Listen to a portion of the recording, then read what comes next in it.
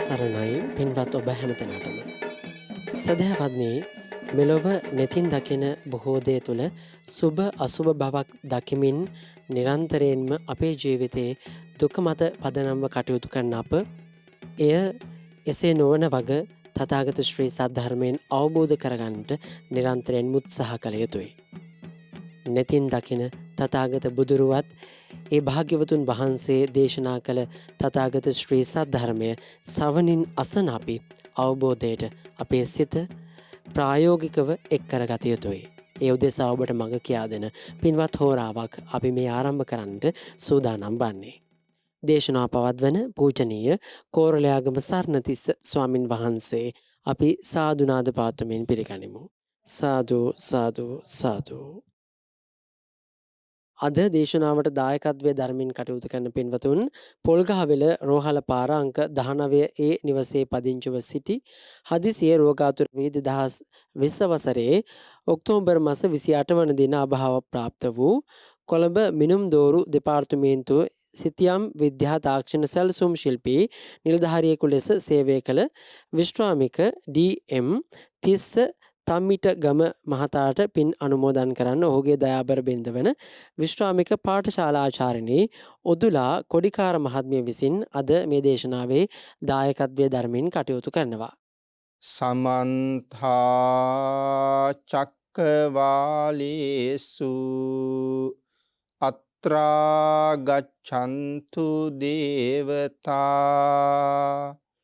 සද්ධම්මං මුනි රාජස්ස සුනන්තු සග්ග මොක්ඛදං ධම්මස්සවන කාලෝ අයං බදන්තා ධම්මස්සවන කාලෝ අයං බදන්තා ධම්මස්සවන කාලෝ අයං බදන්තා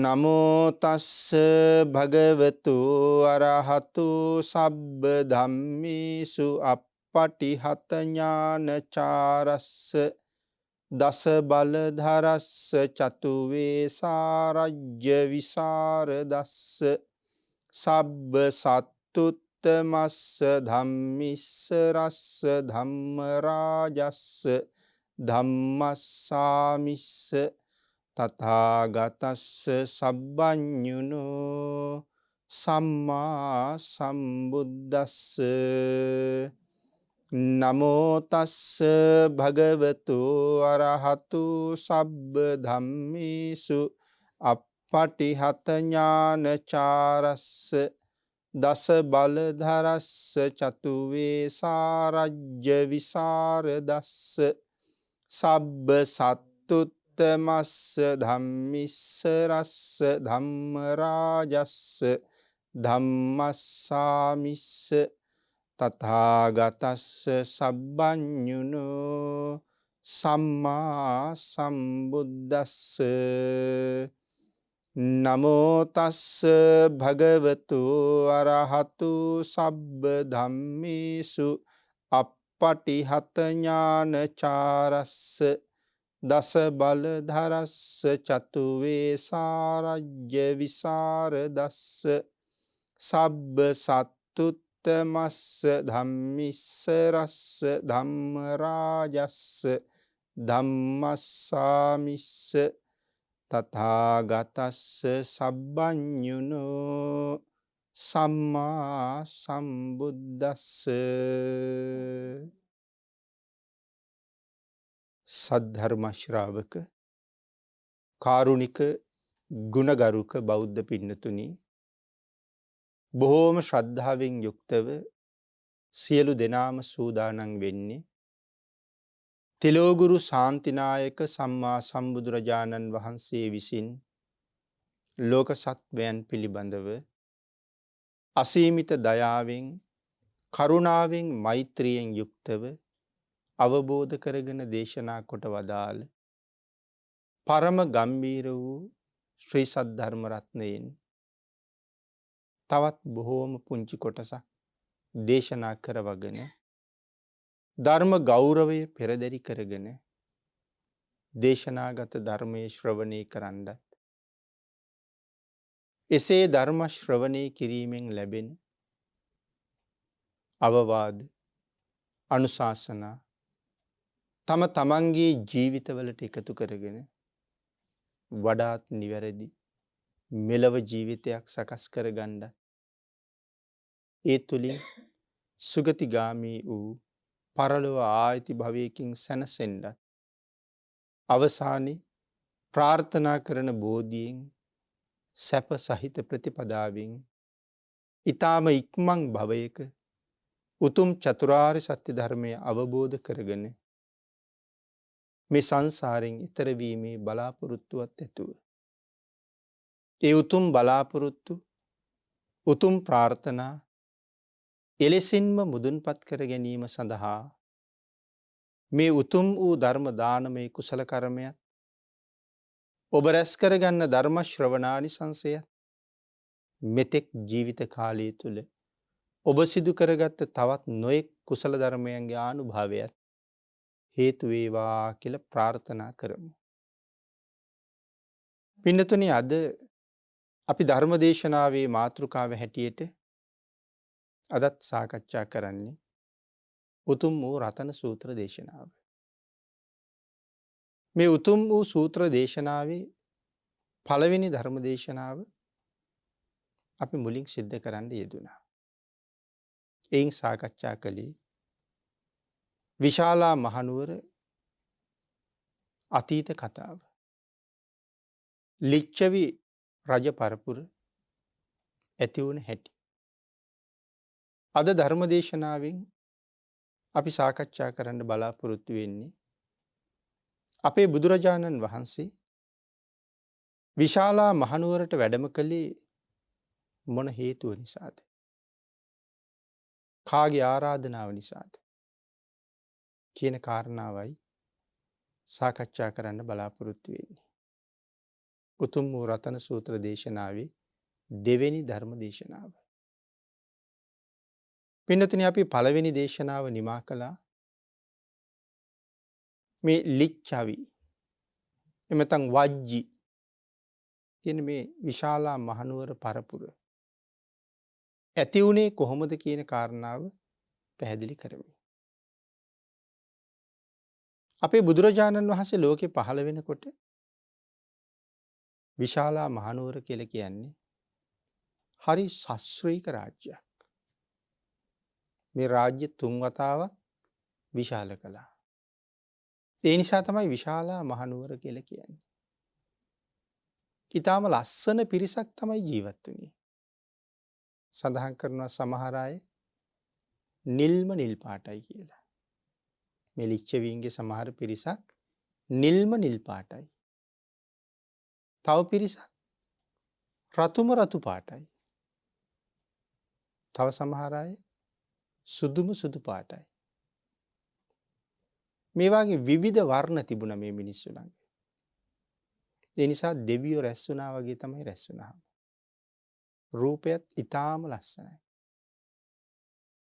හරියට නිකන් මැණික් භාජන වාගේ. ශරීර අභ්‍යන්තරයේ තියෙන දේවල් බාහිර ඉන්න කෙනෙකුට හොඳට පේනවා. දැන් අපි හැමෙන් වැහිලානේ තියෙන්නේ. නමුත් මේ ලීනච්ඡවි ඊටාම සියුම් වූ හමක් හෝ වෙන කාරණාවක් නිසා ඔවුන්ගේ ශරීර අභ්‍යන්තරයේ හොඳට පේනවා. හරි පිරිසිදුයි. ඊටාම ලස්සනයි. මනාව ශාස්ත්‍රීය රාජ්‍යයක්. හැම ආකාරයකින්ම උපභෝග පරිභෝග සම්පත් වලින් කිසිම අඩුවක් නැහැ. ඉතින් මෙහෙම ඊටාම ශාස්ත්‍රීය රාජ්‍යයට පස්සේ කාලේ මහා වාසනාවන්ත කාල පරිච්ඡේදයක් ලැබුණා. ඉතින් ওই කාලේ වෙනකොට ලෞතර බුදුරජාණන් වහන්සේ ලෝකේ පහළ වෙලා කියන්නේ බුද්ධත්වයෙන් වර්ෂ 2ක් වාගේ තමයි ගත වෙලා තිබුණේ. මේ කාලේ තමයි විශාලාවට මේ අභාග්‍ය සම්පන්න කාලය එළඹෙන්නේ. පෙර හරියට මිහිබට දෙව්ලොවක් වාගේ. විශාලාවට ඉස්සරලම ඇති වුණේ දුර්භික්ෂයක්. වැස්ස නැතුව ගියා. වැස්ස හිග වෙච්ච නිසා පානීය ජලයේ ආහාර පාන හිග වෙන්න පටන් ගත්තා. එහෙම ගෙවිලා ගිහිල්ලා අන්තිමට මිනිස්සුන්ට කෑමට බීමට මොකවත්ම නැතුව දුප්පත් මිනිස්සු මැරෙන්න ගත්තා. මේ විශාලාවේ දුප්පත් කියලා જાතියක් නැහැ. හැමෝටම යමක් කමක් හොඳට තියෙන අය. නමුත් ඉතින් එහෙම යමක් කමක් තියෙනවා කියලා ඒ රාජ්‍යයේ ඉන්න ධනවතාගේ හැටි කල්පනා කරලා බලහම ඊට වඩා අඩුවෙන් ධනෙ තියන අය එතකොට දිලිඳු හැටියටනේ දකින්නේ. නැතුව යාචකයෝ නෑ. නමුත් මේ දිලිඳු අය ඉස්සරලා මැරුණා. එතකොට තාම ජීවත් වෙලා ඉන්න අය ඒ මල කඳන් ටික ගෙනහිල්ලා සොහනට විසික්කා. දවස ගානෙව මැරෙන්න පටන් ගත්තාම මල කඳන් සොහොන් වල ගොඩ ගැහෙන්න පටන් ගත්තා. දැන් මල කඳන් වල දුර්ගන්ධය හාත්පස දසත පැතිරිලා යනවා. ආන්ගේ මලකුණු වල දුර්ගන්ධය නිසා අමනුෂ්‍යෝ එබ්බෙහුණා. අමනුෂ්‍යෝ නගරයට ඇතුල් වෙච්ච නිසා නගරයේ මිනිස්සුන්ගේ මරණ තවත් ඉක්මන් වෙන්න ගත්තා. ඉතින් බොහොම වේගෙන් මිනිස්සු දැන් මැරෙනවා. ඉතින් ගෙනihin මල කඳන් විසි කරලා ආවට තවත් පස්සේ කාලේ වෙනකොට මේ මල කඳන් අයින් කරන්න කෙනෙක් නැති තැනට ආවා. එක ගේ ඇතුලේ 7-8 දෙනා මැරිලා වැටිලා. ඒවා ගෙවල් ඇතුලෙම කුණු වෙනවා. ඒ නිසා විසක් පැතිරෙන්න පටන් ගත්තා. ඒ විස වාතයට මුසු වෙලා වාතයෙන් ගසාගෙන යනවා. ඒකට කියන්නේ අහිවාතක. අපි අහලා තියෙනවා අහිවාතක කියලා රෝගයක් ගැන. දැන් මේ අහිවාතක රෝගය තමයි දැන් මේ පැතිරෙන්නේ. අහි කියන්නේ කාටද? සර්පයාට. එතකොට සර්ප විස හා සමාන විසක් දැන් මේ වාතයත් එක්ක මුසු වෙලා හමාගෙන යනවා. මේ විස ආග්‍රහණය වෙච්ච ගමන් මැරෙනවා.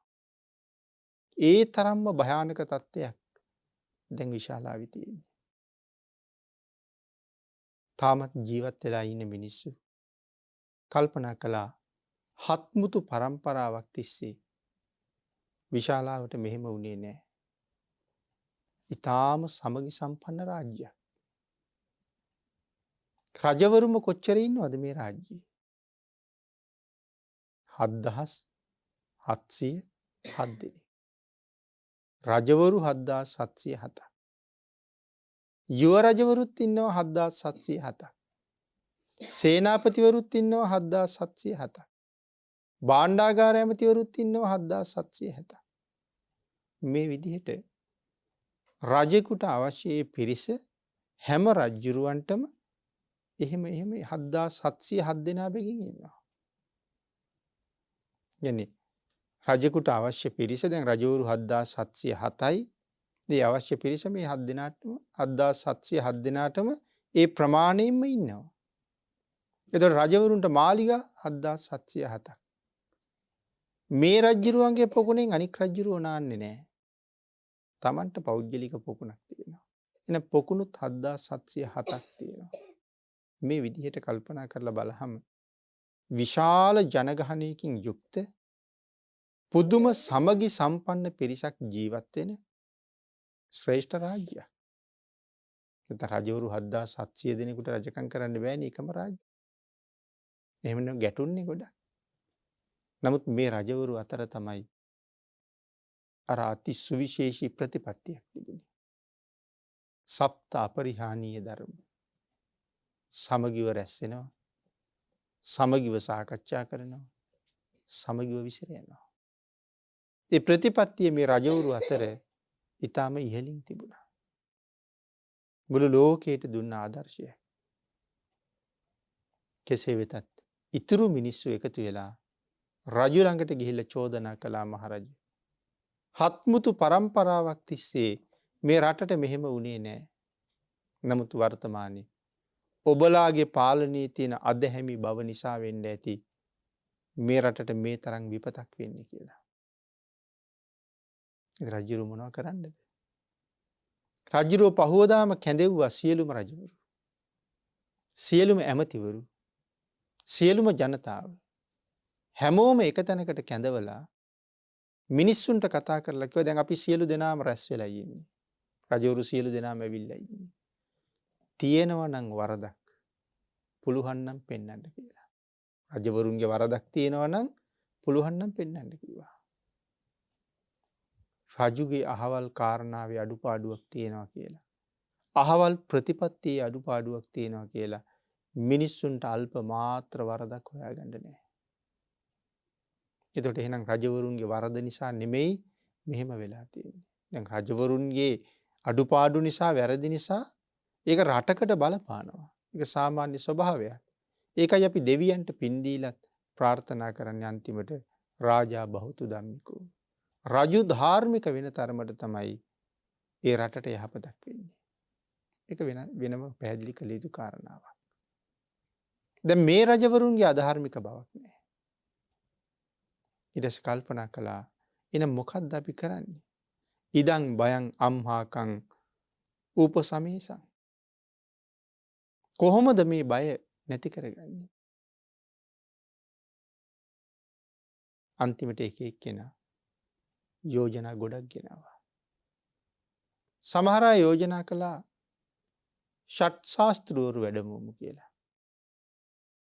මොකද ෂට් ශාස්ත්‍රවරු කී හිටියේ අපිත් බුදු වෙලා කියලානේ.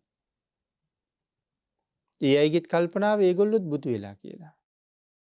ඒ නිසා අපේ බුදුරජාණන් වහන්සේගේ කාලේ බුදුවරු 6 දෙනෙක් හිටියා කියලා තමයි කල්පනාව. අපේ භාග්‍යතුන් වහන්සේට අමතරව බුදුවරු 6 දෙනෙක් හිටියා කියලා. එයි මේ ෂට් ශාස්ත්‍රවරු මේ 6 දෙනාම හිතාගින්නේ අපිත් බුදු වෙලා කියලා. අන්න ඒකනේ අර සේල බ්‍රාහ්මණයා බුදුරජාණන් වහන්සේ ළඟට ගිහිල්ලා කියන්නේ තුවං බුද්ධෝ තුවං සත්තා තුවං මාරා බිබු මුනි තුවං අනුසයේ චෙත්වා. මේ විදිහට ප්‍රකාශ කරන්නේ තුවං බුද්ධෝ ඔබමයි බුදුන්, තුවං සත්තා ඔබමයි ශාස්ත්‍රු, තුවං මාරා බිබු මුනි ස්වාමීනි ඔබමයි මරුන් අභිභවනය කළ මුනිතුමා. එතකොට දැන් ඔබමයි බුදුන් කියලා කියනකොට තවත් බුදුන් කියාගත්ත පිරිසක් ඉන්න නිසානේ එහෙම කියන්නේ. ඒ නිසා කියනවා නෑ ඒ කවුරුවත් නෙමෙයි බුදුන්, ස්වාමීනි ඔබ වහන්සේමයි බුදුන් කියලා තහවුරු කරන්නේ ඒකයි. නමුත් මේ පිරිස කියනවා අපි මේ බුදුවරු කැඳවමු. ඒතර මේ කියන්නේ ෂට් ශාස්ත්‍රවරුන්ට. ඉතින් එක එක්කෙනාගේ යෝජනාවල් වලට අනුව එහෙමත් තීරණය වුණා. ඊළඟට කියනවා තවත් පිරිසක් බුද්ධෝ කිර ලෝකෝ උප්පන්නෝ. බුද්ධෝ කිර ලෝකේ උප්පන්නෝ. බුදුරජාණන් වහන්සේ ලෝකේ ඉපදිලා ඉන්නේ. සඳහන් කරනවා භගවා සබ්බේ සත්තා හිතාය. භගවා සබ්බේ සත්ත හිතාය. ඒ භාග්‍යතුන් වහන්සේ සියලු සත්වයන්ටම හිතවත්. ඒ නිසා සියලු දෙනාගේම යහපත පිණිස ධර්ම දේශනා කරනවා. මහිද්దికෝ මහානුභාවෝ මහා 이르දිමත් මහත් ආනුභාව සහිතයි. අපි බුදුරජාණන් වහන්සේ වැඩමවමු අපේ රටට. විශ්වාසයි ඒ භාග්‍යතුන් වහන්සේ මේ රටට වැඩියොත් මේ රට වෙනස් වෙනවා කියලා. එහෙම හිතමු. අපි උන්වහන්සේ වැඩමවමු කියලා තව පිරිසක් යෝජනා කළා. දැන් හැමෝම මේකට එකඟයි. දැන් ඊළඟට ප්‍රශ්නයක් ආවා. කවුද බුදුරජාණන් වහන්සේ වැඩමවන්නේ? කවුද බුදුරජාණන් වහන්සේට ආරාධනා කරන්නේ? රජවරු සියලු දෙනාගේම තීරණේ රජවරු දෙන්නේ මහ විශාල පිරිවරකුත් එක්ක බුදුරජාණන් වහන්සේට ආරාධනා කරන්න යන්න පිටත් වෙනවා. බුදුරජාණන් වහන්සේ කොහෙද වැඩ ඉන්නේ මේ කාලේ? රජගහනුවර වේළුවනාරාමයේ. බිම්බිසාර මහරජුරුවන්ගේ උපස්ථාන යටතේ වැඩ ඉන්නේ. ඒ කියන්නේ බිම්බිසාර රජුරුව තමයි මේ කාලේ උපස්ථාන කරන්නේ. දැන් බිම්බිසාර රජුරුවන්ගේ උපස්ථාන සහිතව වේළුවනාරාමේ වැඩ ඉන්නවා කියනකොට තව පිරිසක් කිව්වා බිම්බිසාර රජුරුව එන්න දෙයිද දන්නේ නැහැ භාග්‍යතුන් වහන්සේට. එතකොට කෙනෙක් කියනවා බුදුවරු කියලා කියන්නේ මහා කරුණිකයි. ඒ නිසා භාග්‍යතුන් වහන්සේ වඩිනවා. දැන් රජවරු දෙන්නේ විශාල පිරිසක් එක්ක බිම්බිසාර රජුරවන්ට බොහෝ තෑගි බෝගත් අරගෙන ගිහිල්ලා බිම්බිසාර රජුරුව මුණ ගැහිලා තමන්ගේ දුක කියලා ආවේ මේ වාගේ කාරණාවකටයි අපිට මේ ආරාධනාව කරගන්න උදව් කරන්න කියලා කිව්වා. බිම්බිසාර රජුරුව ඒකට කැමති නෑ. රජුරුව හිඳ කියනවා ඔබලගේ ආරාධනාව ඔබලම කරගන්න කියලා. සියලු දෙනාම හැරිලා වේළුවනාරාමයට ගියා. බුදුරජාණන් වහන්සේට ආරාධනා කළා තමන්ගේ දුක කියලා. අපේ භාග්‍යතුන් වහන්සේ විශාලාවට වඩින්න කියලා ආරාධනා කරනකොට අරමුණු කරලා බැලුවා. මම විශාලාවට වැඩියොත් විශාලාවට මොකද වෙන්නේ? භාග්‍යතුන් වහන්සේ වැඩලා විශාලාවේ දේශනා කරන්නේ රතන සූත්‍රයයි. මේ උතුම් වූ රතන සූත්‍ර දේශනාවට භාග්‍යතුන් වහන්සේ විශාලාවට වඩිනකොටම විශාලාවේ දැනට පවතින පසුබිම වෙනස් වෙනවා. භාග්‍යතුන් වහන්සේ විශාලාව පැත්තේ ගොඩබිමට ගංගා නදියේ ඉඳලා සිරිපතුල තියෙනකොටම ධාරානිපාත පොකුරු වෙහි වැහැලා මුළු විශාලාවම පවිත්‍ර වෙනවා. ඒ බවත් භාග්‍යතුන් වහන්සේ දන්නවා. ඒ විතරක් නෙමෙයි උතුම් වූ රුවන් සූත්‍රයේ භාග්‍යතුන් වහන්සේ දේශනා කරලා ඉවර වෙනකොට 84000ක් ප්‍රාණීන් මාර්ගඵල අවබෝධ කරන බවත් දන්නවා. එහෙනම් විශාල පිරිසකට ලාභය මේ ගමනින් සිද්ධ වෙන නිසා විශාලාවට වඩින්න තීරණය කරනවා. රජවරු බොහොම සතුටින් ආපහු ගියා. බිම්බිසාර රජුව ඇවිල්ලා බුදුරජාණන් වහන්සේගෙන් අහනවා ස්වාමීනි භාග්‍යතුන් වහන්සේ විශාලාවට වඩිනවද කියලා. භාග්‍යතුන් වහන්සේ සඳහන් කළා මහරජ විශාලාවට වඩිනවා. ස්වාමීනි මදක් ඉවසන්න. විශාලා මහනුවරට වඩින්න බුදුරජාණන් වහන්සේට මග මම පිළියෙල කරන්නම් කියලා කිව්වා. සඳහන් කරනවා විශාලා මහනුවර පිහිටලා තියෙන්නේ ගංගා නදියෙන් එහා පැත්තේ. රජගහනුවර තියෙන්නේ ගංගා නදියෙන් මෙහා පැත්තේ. වේළුවනාරාමේ ඉඳලා ගංගා නදිය ගාවට යොදුන් 5ක් දුරයි. ගඟේ එහා පැත්තේ ඉඳලා විශාලා මහනුවරට යොදුන් 3ක් දුරයි. එතකොට ගඟ ඇරුණාම රජගහනුවර ඉඳලා විශාලාවට තියෙන දුර යොදුන් 8ක්. බිම්බිසාර මහරජුරු මේ යොදුන් 8ක් මාර්ගය සම්පූර්ණයෙන්ම සුද්ධ කරනවා. යොදුන් 8න් යොදුන් 5ක්. යොදුන් 5ක් සම්පූර්ණයෙන්ම සුද්ධ කරනවා. සුද්ධ කරලා තනිකරම මාර්ගයේ යොදුන් 5ක්. ඒ කියන්නේ හැතැක්ම 50කට ආසන්නයි මේ දුර. යොදුන් 5ක් කියලා කියහම. සම්පූර්ණ සුදු වෙලි අතුරනවා. සුදු වෙලි අතුරලා පාර දෙපැත්තෙම දජ පතාක පිහිටවනවා. දජ කියලා කියන්නේ කොඩි. පතාක කියලා කියන්නේ අපි වර්තමානයේ දකින්නවර කණුවක් දිගටම පල්ලහැට එනකන් දාන ලොකු කොඩියක්. ඒවට තමයි පතාක කියලා කියන්නේ. දැන් මේ පාර දෙපැත්තම දජ පතාක වලින් සරසලා මල්වැල්, කොඩිවැල්, පුන් කලස් මග දෙපසම සරසලා පුන් කලස් තියලා. ඊට අමතරව කෙසෙල් තොරන් වලින්ද සරසලා. දැන් අදත් සැරසිලි කරන්න කෙසෙල් ගස් ගන්නවනේ. එදත් අරන් තියෙනවා. දැන් අපි වර්තමානෙත් ওই දේවාල ගාවේ එහෙම කෙසෙල් කැන් පිටින් ගස් ගෙනල්ලා හිටවලා සරසලා තියෙන ආකාර අපි දකිනවා. ඉතින් ඒ වගේ එදත් මේ විශේෂ සැරසිලි කරන්න කෙසෙල් ගස් යොදාගෙන තියෙනවා. කිසක් කෙසෙල් තොරන් බැඳලා තිබුණ කියලා සඳහන් කරනවා. මග දෙපස මනාව සරසලා පිළියෙල කරලා. ඒ විතරකුත් නෙමේ රජ්ජුරුවන්ට පන්සල් 5ක් හදන්න වෙනවා. යොදුන් 5ක් තියෙනවනේ පන්සල් 5ක් හදනවා. එතකොට මේ පන්සල් 5 කියලා කියන්නේ භාග්‍යතුන් වහන්සේට විතරක් වැඩ ඉන්න පන්සලක් නෙමෙයි.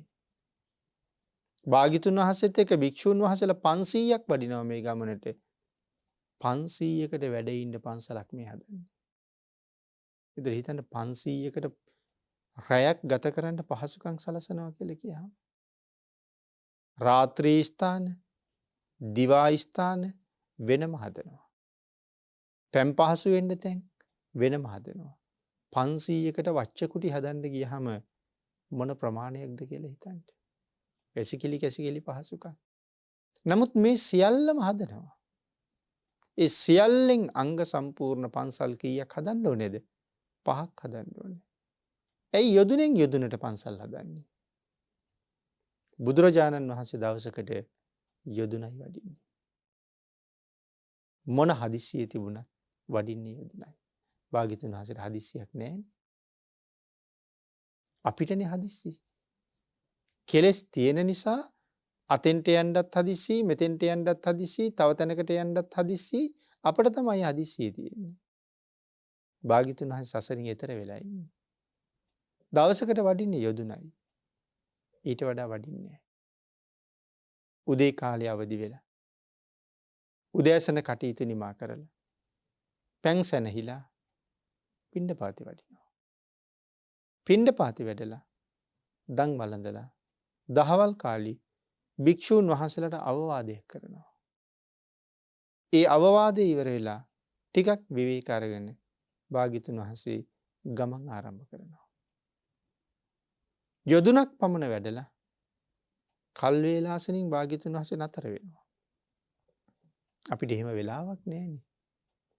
අපි අපේ නවාතැනට යනකොට සමහරවල් රෑ 7යි. තව වෙලාවක රෑ 10යි. තවත් වෙලාවක රෑ 12යි. අපිට ගෙදර එන්න විවේක ගන්න වෙලාවක් නැහැනේ. අපේ කෙලෙස් වලට අනුව ප්‍රමාද වෙනවා. භාග්‍යතුන් වහන්සේ එහෙම නැහැ. කල් තියන් නතර වෙනවා. නවතින තැන කලින් නවතිනවා. කායික විවේකයට, කාය නිරෝගී භාවයට එක හරි වටිනවා. ඒ කලින් නතර වෙලා ඇඟපත සෝදගෙන පැන්සන හිනවා නම් එහෙම කරලා විවේක ගන්නවා. ඉතින් ඒ හින්දා දවසකට වඩින්නේ යොදුනයි. ඒතර යොදුනෙන් යොදුන නවතින්න පන්සල් හදන්න ඕනේ. මේ භාග්‍යතුන් වහන්සේ කියන්නේ නැහැ නේ කාටවත් පන්සල් හදන්න කියලා. නමුත් සත්පුරුෂ පින් ඇති අය තව පින් නෙලා ගන්න ඕන නිසා පන්සල් 5ක් රජුරු හදනවා. සෑම පන්සලකම මහදන් පූජා කරනවා. මේ සියල්ලම කරනවා. එහෙම කරලා ගංගා නදිය ළඟ විශාල නැව් දෙකක් එකට එකතු කරලා බැඳලා රත්තරන් ආසන, මාණික්‍යමය ආසන භාග්‍යතුන් වහන්සේට විශේෂ අසුනක්. රහතන් වහන්සේලාට විශේෂ රන්මුව ආසුන් 500ක් මේ නැව් දෙක ඇතුලේ පනවලා. සියල්ල සූදානම් ශාලාවට වඩින්න. බිම්බිසාර රජුරු පණිවිඩයක් ඇරියා. විශාලා නුවර රජවරුන්ට භාග්‍යතුන් වහන්සේ විශාලාවට වඩින්න ගමන් ආරම්භ කරලා ඉන්නේ. ඔබලා භාග්‍යතුන් වහන්සේ පිළිගන්න පෙරමගට එන්න කියලා. මේ වෙලාවේ රජුරු බුදුරජාණන් වහන්සේගේ හිසට ඉහළින් කුඩ දෙකක් ඉහළලා තිබුණා. රහතන් වහන්සේ නමකට එක කුඩයක් ඉහළනවා. ඒ විතරක්ද නෙමෙයි. අර මනාව සකසපු පාරේ පාට 5ක පාවඩයක් එල්ලලා තියෙනවා. මොනවද මේ පාවඩේ තියෙන්නේ? තනිකරම ඒ පාවඩේ හදලා තියෙන්නේ මල් වලින්. පාට 5ක මල් එකතු කරලා මල් පාවඩයක් තමයි හදලා තියෙන්නේ. කොයිතරම් මල් තියෙන්නේ ඇද්ද? සඳහන් කරනවා මල් පාවඩේට අඩිය තියහම බුදුරජාණන් වහන්සේගේ දණිහ ළඟට ඒ පාවඩේ එරිනවා කියලා. එච්චර මල්. එතකොට හැමදාම මේ මල් පාවඩේ එකම විදිහට දානවා. එහෙම කරලා තමයි වැඩමවන්නේ. දැන් ගඟ ළඟටම වැඩමෙව්වා මේ විදිහට. ඒතර රජ්ජුරුවන්ගේ ශ්‍රද්ධාවයි අපේ ශ්‍රද්ධාවයි අතර තියෙන වෙනස ගැනත් හිතන්න ඕනේ නේද? සසරින් එතර වෙච්ච උතුමෝ කොහොමද වැඩ කරලා තියෙන්නේ? අපි කොහොමද වැඩ කරන්නේ? අන් ඒක නිසා පණිවිඩයක් ඇරිය භාග්‍යතුන් වහන්සේ ගමන පිටත් වෙලා ඉන්නේ. භාග්‍යතුන් වහන්සේ පිළිගන්න සූදානම් වෙන්න කියලා. හැබැයි ඉතින් විශාලාවේ රජවරු බිම්බිසාර රජුරවන්ට වඩා උසස් පූජාවක් අපි සිද්ධ කරමු කියලා බොහොම උසස් විදිහට තමයි භාග්‍යතුන් වහන්සේ පිළිගන්න සැරසෙන්නේ. මොකද ඉතින් බිම්බිසාර රජුරවන්ට යොදුන් 5ක සැරසිලි තියෙනවා. ලිච්ඡවීන්ට තියෙන යොදුන් 3ක සැරසිලි. පන්සල් 3ක් හදාගෙන ඒගොල්ලෝ බලන් ඉන්නවා. බුදුරජාණන් වහන්සේත් නැවට වැඩියා. මහරහතන් වහන්සේලාත් නැවට වැඩියා. බිම්බිසාර රජුරු සර්වාභරණයන්ගෙන් සැරසුණා. අලුත් ඇඳුම් ඇඳගත්තා. දැන් නැව පිටත් කරන්නයි යන්නේ. නැව ගමන් ආරම්භ කළා. බිම්බිසාර රජුරු වතුරට බැස්සා. කරවටක් ගිලෙනකන් නැව පිටිපස්සෙන් ගියා. එතනින් එහාට රජුරන්ට යන්න පුළුවන්කමක් නැහැ. රජුරු බුදුරජාණන් වහන්සේට කතා කළා. ස්වාමීනි භාග්‍යතුන් වහන්සේ විශාලාවේ නවතින්න නම් එපා. භාග්‍යතුන් වහන්සේ නැවස ආපහු වඩින්නතුරු බිම්බිසාර ගම් ඉවුරෙන් යන්නෙත් නැහැ කියලා කිව්වා. එන කම්ම මම බලාගෙන ඉන්නවා කියලා කියන්නේ. ඉතින් භාග්‍යතුන් වහන්සේ සහිත නැව විශාලා මහනුවර පැත්ත ඉවුරට ළඟා වුණා. ලිච්ඡවි රජවරු රාජකීය හරසරින් භාග්‍යතුන් වහන්සේ පිළිගන්නයි සූදානම්. ආසනින් නැගිටලා අපේ බුදුරජාණන් වහන්සේ විශාලාව පැත්තේ ඉවුරට සිරිපා ධාතුව තබනවාත් එක්කම හාත්පස දසත කළුම කළු වලාකුළු නැගෙන්න පටන් ගත්තා. ඒ කාල වර්ණ වලාකුළු වලින් ධාරානිපාත පොකුරු වෙහි වැක්කිරෙන්න ගත්තා. මොනවටද පොකුරු වෙහි කියලා කියන්නේ? පොකුරු වෙහි කියලා කියන්නේ ඒ වැස්සට තෙමෙන්න කැමති අය විතරක්ම තෙමෙනවා. මොන තරම් වැස්ස වැටුණත් තෙමෙන්න අකමැති කිසි කෙනෙක් තෙමෙන්නේ නැහැ. තෙමුණට කමක් නැහැ කියලා හිතෙන අය තෙමෙනවා. තෙමිලා බෑ කියලා හිතන කවුරුවත්ම තෙමෙන්නේ නැහැ. මේවට තමයි පොකුරු වෙහි කියලා කියන්නේ.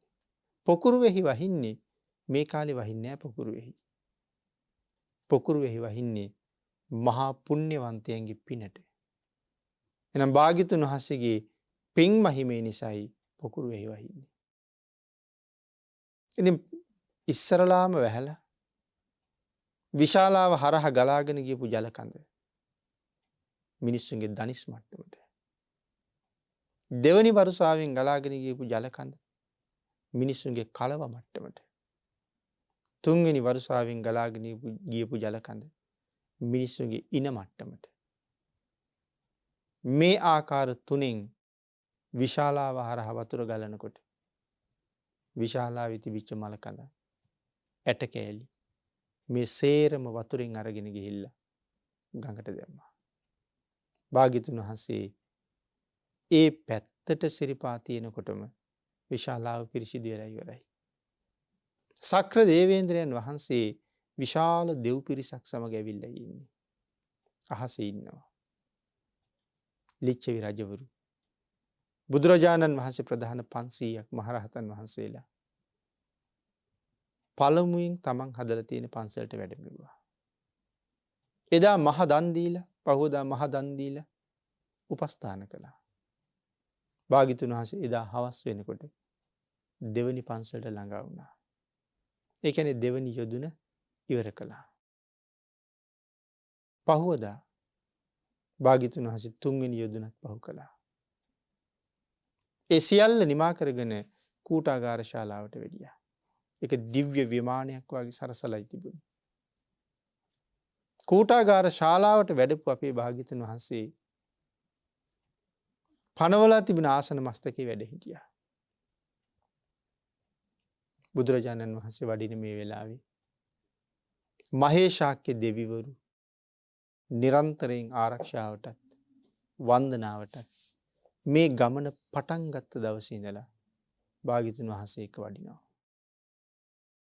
ඒ විතරක් නෙමෙයි ගංගාවේ වඩින වෙලාවේ කම්බලස්ස තරාදී නාග පිරිස භාග්‍යවතුන් වහන්සේට පුදුමාකාර උපකාරයක් කළා. ඒ අයට පින් රැස් කරගන්න. විශේෂයෙන් රතන සූත්‍ර දේශනාව ළඟ නාගයෝ පිළිබඳව සාකච්ඡා කරන එක හරි වටිනවා. මොකද නාගයන් පිළිබඳව කරුණු මෙතන සඳහන් වෙන නිසා. නමුත් ඒ කාරණා ටික පැහැදිලි කරන්න මේක කාලේ නොවෙන නිසා තුන්වෙනි දේශනාවෙන් මේ නාගයෝ කවුද? නාග පිරිස කියන්නේ කොහොම පිරිසක්ද? නාග ලෝකයය කොයි වගේද කියන කරුණු ටිකක් සාකච්ඡා කරන්න බලාපොරොත්තු වෙනවා. ඉතින් භාග්‍යවතුන් වහන්සේ ලිච්ඡවි රජවරුන්ගේ හරසර මැද්දේ උණුසුම් පිළිගැනීම ඇතුව අපෝපස්ථාන සත්කාර සංග්‍රහ පෙරටු කරගෙන විශාලා මහනුවරට දවස් 3කින් වැඩම කොට වදාලා. අපේ බුදුරජාණන් වහන්සේ විශාලාවට වඩිනකොට මෙතෙක් විශාලාවේ හිටපු අමනුෂ්‍යයෝ අර පොකුරු වැහි වහින වෙලාවෙත් බොහෝ අමනුෂ්‍යයෝ විශාලාවෙන් අයින් වුණා. දැන් භාග්‍යවතුන් වහන්සේ නගරේ දිහාට වඩින්න අමනුෂ්‍යයන්ට තවත් ඉන්න බෑ. මොකද බුදුරජාණන් වහන්සේත් එක්ක මහේසාක්‍ය දෙවිවරු වෙනවා. ඒ නිසා අමනුෂ්‍යයෝ පලා යනවා. දැන් විශාලාව මල කඳක් නෑ, හේදිලා ගිහිල්ලා පිරිසිදුයි. දැන් විශාලාවේ මෙතෙක් පැවතිච්ච දුර්ගන්ධය නෑ, මල කඳන් ඉවත් වෙච්ච නිසා. විශාලාව දැන් මනාව පිරිසිදු බිමක්. නමුත් තාමත් තැන තැන හැඟවුණ බලගතු අමනුෂ්‍යයෝ ඉන්නවා. ඔවුන් තවම ගිහිල්ලා නැහැ. අපේ බුදුරජාණන් වහන්සේ කූටාගාර ශාලාවට වැඩලා අග්‍ර උපස්ථායක ආනන්දයන් වහන්සේට කතා කළා. කතා කරලා සඳහන් කළ ආනන්ද පාත්‍රය ගේන්න කියලා. බුදුරජාණන් වහන්සේගේ පාත්‍රා ධාතුව ගෙන්නගෙන ඒ පාත්‍රයට පැන් පුරවලා රතන සූත්‍රයේ දේශනා කරලා ඒ පැන් රතන සූත්‍රයෙන් පිරිත් කරලා ආනන්ද හාමුදුරන්ට බාර කළා. ආනන්ද මේ පැන් අරගෙන ගිහිල්ලා විශාලාවේ පවුරු වලලු 3 අතරේ ඉන්න කියලා. මොකද්ද මේ පවුරු වලලු 3ක් ගැන කියන්නේ? මේ නගරයේ විශාලා මහ නුවර කියලා කියන්නේ මේක 3 වතාවක් ලොකු කෙරුවා. මේ ලිච්ඡවීන්ගේ වැඩිවීමත් එක්ක නුවර ඉඩ මදි නිසා 3 වතාවක් ලොකු කෙරුවා. ආන්ගේ 3 වතාවක් ලොකු කරනකොට මුලින්ම බැඳපු ප්‍රාකාරයේ තියෙනවා. ඉස්සරලාම නගරේ හදනකොට බැඳපු ප්‍රාකාරය. එතකොට ලොකු කරනකොට ඒ ප්‍රාකාර ගාවින්දලා ගව්වක් පමණ තව ලොකු කළා. එතකොට එතනින් එහාට ප්‍රාකාරයක් බැඳා. පස්සේ කාලේ ඔය අතරත් පිරුණ මිනිස්සුන්ගෙන්. ඉතින් නැවත වතාවක් ඒ වගේම ගව්වක් පමණ ලොකු කළා. එතකොට ඒ බැඳපු තාප්පේ තමයි අවසාන ප්‍රාකාරය. එතකොට මේ ප්‍රාකාර 3ක් තියෙනවා. පවුරු වලලු 3 අතර කියලා සඳහන් කළේ ඒකයි. මේ පිරිත් පැන් ඉහින්ද කියලා දේශනා කළා.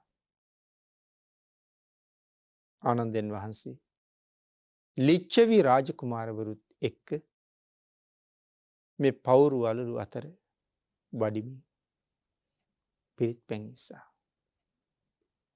සඳහන් කළා යං කිංචි විත්තං.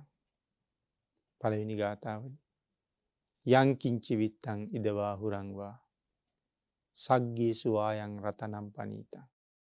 මේ පළවෙනි ගාථාවේ යං කිංචි විත්තං කියලා කියනකොට ආනන්ද හාමුදුරුවෝ පැන් ටිකක් අහසට විසි කළා. මේ පැන් ටික මෙතෙක් විශාලාවේ තවමත් සැඟවිලා ඉන්න සියලුම අමනුෂ්‍යයන්ගේ හිස මත වැටුණා කියලා කියන්නේ. මේ පැන් ශරීරයේ දැවටෙනවත් එක්කම අමනුෂ්‍යයන්ට නම් තවත් රැඳිලා ඉන්න බෑ. ඉතුරු වෙලා ඉන්න අමනුෂ්‍යයෝ මොන තරම් බයෙන් පැනලා දීවද කියලා සඳහන් කරනවා. වාසල් පවුරුවල දොරටු ඉඩ මදි වෙලා තිබුණා. ඒ නිසා පවුරු පදනම් බිඳගෙන දීව කියලා කියන්නේ. පවුරු පෙරලගෙන දීව කියලා කියන්නේ අමනුෂ්‍යයෝ. ආයෙනම් රැඳෙන්න කවුරුවත්ම නැහැ. යං කිංචි කියලා විතරයි කිව්වේ. රතන සූත්‍රයේ මොකටද දේශනා කළේ කියලා පළවෙනි අනුශාසනාවේදී මතක් කළා. රතන සූත්‍රයේ දේශනා කළේ අපට අනුන්ගෙන් ආරක්ෂා වීම සඳහා. මේ රතන සූත්‍රයේ නිතර භාවිතා කරන අයට අනුන්ගෙන් එළඹෙන පීඩාවන් බොහොම අවම වෙනවා. මංගල සූත්‍රයේ මොකටද දේශනා කළේ? මංගල සූත්‍රයේ දේශනා කළේ තමන්ගෙන් ආරක්ෂා වීම සඳහා. උතුම් මංගල කාරණා 38ක් පැහැදිලි කළානේ. තමන්ගෙන් ආරක්ෂා වෙන්න. ඇයි තමන්ගෙන් ආරක්ෂා වෙන්න කියලා කිව්වේ? අපේ කෙලෙස් නිසා අපි නොකළ යුතු දේවල් හුඟක් කරනවා. ඒතර මේ මංගල කාරණා කියලා කියන්නේ මේ ලෝකේ තියෙන උසස්ම කරුණු. නමුත් මිනිස්සු උසස් කටයුතු වලද යෙදිලා ඉන්නේ. මිනිස්සු වැඩිපුර යෙදිලා ඉන්නේ පහත්ම කටයුතු වල. නමුත් ඒ පහත් කටයුතු වල ප්‍රතිඵලය මොකද්ද? සතර අපාය. එතකොට මේ පහත් කටයුතු වලට යෙදුනේ කොහොමද? මගේම හිතේ තියෙන වරද නිසා. එහෙනම් තමන්ට තමන්ගෙන් ආරක්ෂා වීම උදෙසා කරුණු කියලා තියෙනවා මංගල සූත්‍රයේ. රතන සූත්‍ර දේශනාවෙන් භාග්‍යතුන් වහන්සේ අපිට මඟ පෙන්වුවේ අනුන්ගෙන් එන උපද්‍රව වලින් ආරක්ෂාව උදෙසා රතන සූත්‍රයේ. දැන් එහෙමනම් අමනුෂ්‍යයන්ට මුළු සූත්‍රයම දේශනා කළාද?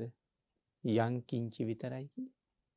මේ උතුම් සූත්‍ර දේශනාවේ මේ වචන දෙකට මෙච්චර බලයක් තියෙනවා නම් මේ සූත්‍රයේ හරියට දරන කෙනෙකුට මොන තරම් බලයක් තියෙයිද? ඒකයි හිතන්න ඕනේ මේ වචන දෙකට මෙච්චර බලයක් තියෙනවා නම් ශ්‍රද්ධාවෙන් සිල් මත පිහිටලා මේ සූත්‍රයේ සජ්ජායනා කරන අයට කොයිතරම් සුවයක් තියෙයිද? හැබැයි ශ්‍රද්ධාව ඕනේ. සීලයක් තියෙන්න ඕනේ. එතකොට තමයි බලය මනාව ලැබෙන්නේ. එතකොට එවන් වටිනා සූත්‍ර දේශනාවක් රතන සූත්‍රය කියලා කියන්නේ. අපි මේ වෙනකොට ජීවිතේ කීපාරක් රතන සූත්‍රය කියලා ඇද්ද? මේ වෙනකොට ජීවිතේ කීපාරක් රතන සූත්‍රයේ පාඩම් කරගන්න උත්සාහ දරලා තියෙනවද? කියලා තියෙන බව නම් ඇත්ත. නමුත් පාඩම් කරන්න උත්සාහ දරපු අය නම් හුඟ අඩුයි. දැනට වුණත් හිතලා බලන්නකෝ. ධර්ම ශ්‍රවණය කරන ලක්වැසි ලෝවැසි හැම කෙනෙක්ම මේ වෙනකොට වයස කීයද කියලා හිතලා රතන සූත්‍රයේ කටපාඩම්ද කියලා. බෞද්ධයෙක් වෙලා ඉපදිලා මැරිලා යනකොට තුන් සූත්‍රයවත් පාඩම් නැතුව නම් මැරෙන්නේ. තුනුරුවන් වඳින පාට තුනේ තේරුමවත් නොදැන නම් මැරෙන්නේ. මගේ ජීවිතේට මම තරම් අපරාධ කරපු අවාසනාවන්තයෙක් තව කොහෙද? මොකද පින්නතුනි, ඊටාම කලාතුරකින් ලැබෙන දුර්ලභම ජීවිතයක් නේ. ඒකේ වටිනාකම සියක් දහස් ගුණයෙන් දෙගුණ තෙගුණ වෙලා තියෙන්නේ බුද්ධාන්තරයක් තුල ලැබුණ නිසා. අන් සියලු දේවල් පස්සේ කළා මේ ජීවිතයෙන් බුද්ධාන්තරයෙන් පල නෙලා ගන්නයි තියෙන්නේ. ඒකට වහවහ උනන්දු වෙන්න ඕනේ. උත්සාහ කරන්න ඕනේ. වීරිය වඩන්න ඕනේ. වීරියවන්තයාටයි මේ ලෝකෙ කොහෙ ගියත් රැකවරණයක් තියෙන්නේ. කුසීතයාට එහෙම රැකවරණයක් නෑ. ඒ නිසා අපි උත්සාහ කරමු ලැබිච්ච ශ්‍රේෂ්ඨ මනුස්ස ජීවිතයට හොඳ සාධාරණයක් කරගන්න. රතන සූත්‍ර දේශනාව තුළින් එවන් ජීවිතවලට හොඳ රැකවරණයක් හදාගන්න. මේ උතුම් සූත්‍ර දේශනා මනාව ශ්‍රවණය කරලා දහම් කරුණු ජීවිතයට අරගෙන කටපාඩම් කරගෙන නිතර නිතර සජ්ජායනා කරන්න. ඒ තුළින් මෙලොව පරලෝ දෙකම සුවපත් කර ගැනීමේ භාග්‍ය අපිට ලැබෙනවා. රත්නත්‍රයේ ආශිර්වාදයෙන්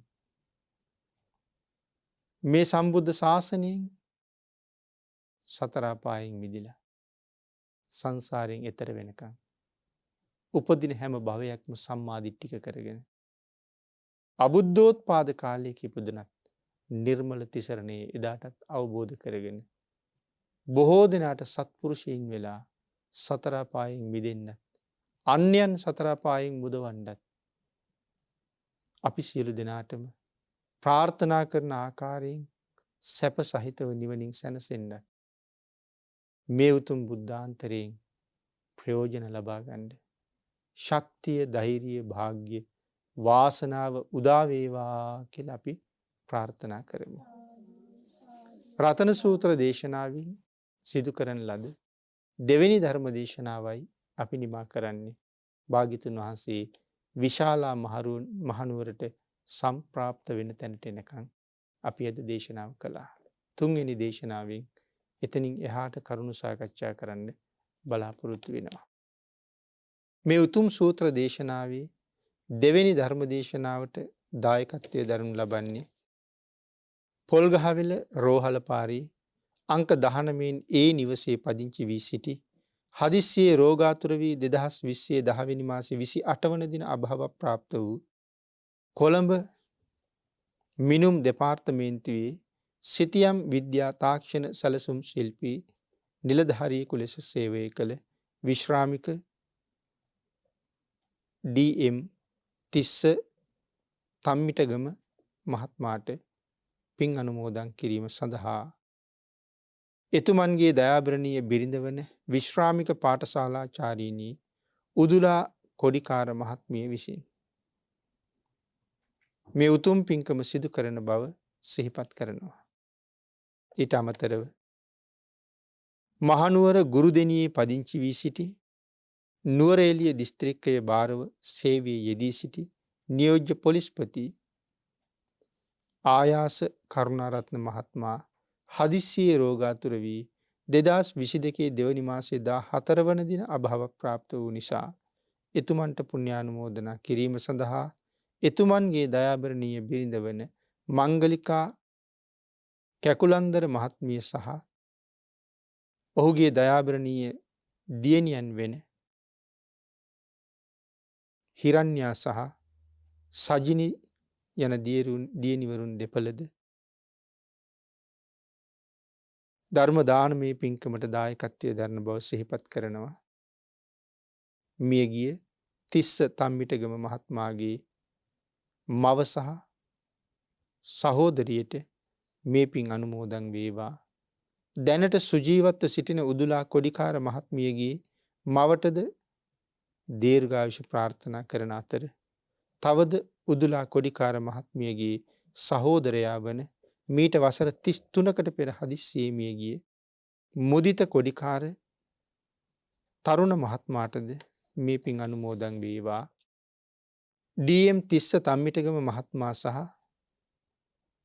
ආයාස කරුණාරත්න මහත්මයා ඇතුළු පවුලේ මිය ගිය සියලුම සංසාරගත ඥාති මිත්‍රාදීන්ට මේ පින් අනුමෝදන් වී උතුම් චතුරාර්ය සත්‍ය ධර්මාවබෝධය සඳහා මම් පෙතිවර වේවා.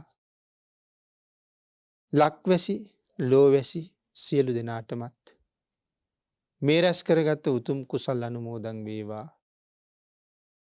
බෞද්ධ මාධ්‍ය ජාලයේ නිර්මාතෘවරව වැඩ සිට අපවත් වී වදාළ දරණාගම කුසල ධම්ම නායක මාහිමිපාණන් වහන්සේටත් වත්මන් අධ්‍යක්ෂ දුරන්දර බොරලන්දේ වජිරඥාන නායක මාහිමිපාණන් වහන්සේටත් බෞද්ධ මාධ්‍ය ජාලයේ කාර්ය මණ්ඩලයේ සියලුම දෙනාටමත් මේ පින් අනුමෝදන් වේවා.